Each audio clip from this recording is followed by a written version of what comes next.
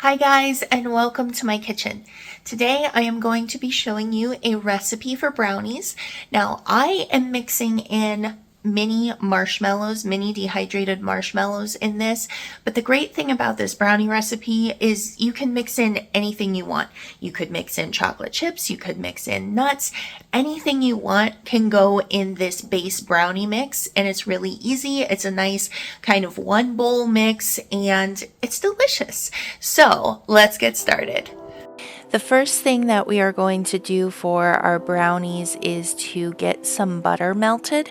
I'm using 2 sticks or 1 cup of butter here, and I'm melting it on my stove top just because that's the way I like to do it. But if it's easier for you, you can absolutely just melt this in the microwave. Now while that butter melts, I'm going to go ahead and combine my sugars. I'm using 1 cup of brown sugar and then 1 cup of just organic cane sugar here. And we're just gonna mix that together just so there's no lumps coming from the brown sugar or anything like that. So it's nice and easy when I'm ready to mix everything together. And now, while I still wait for that butter to melt, I'm gonna go ahead and combine 4 eggs here with some vanilla, and this is just to make sure that I don't have any cracked shells in my brownie or anything like that. And you can use substitutes for this, so if it's easier to use like mashed avocado or mashed banana as an egg substitute, you can absolutely do that as well. And now with my eggs in my bowl, I'm just going to go ahead and add my vanilla as well. We're using 1 tablespoon of vanilla. And then my butter's ready, so I'm going to go ahead and mix that in with my sugars, and I'm just going to get that all nice and combined.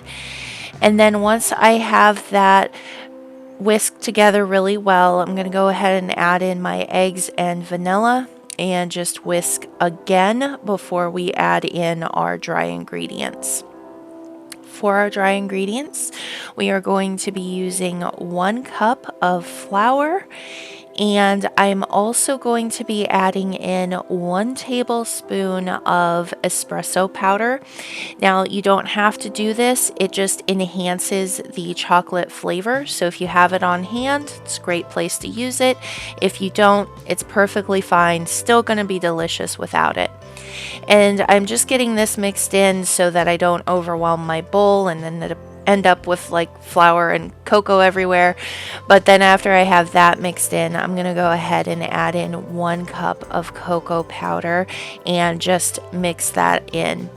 Now this is going to end up being a delicious, lovely, luscious looking brown batter here at the end. And you can really just leave it at this point if you want. If you don't want to add any mix-ins in, you can just bake it from this point. It'll be delicious.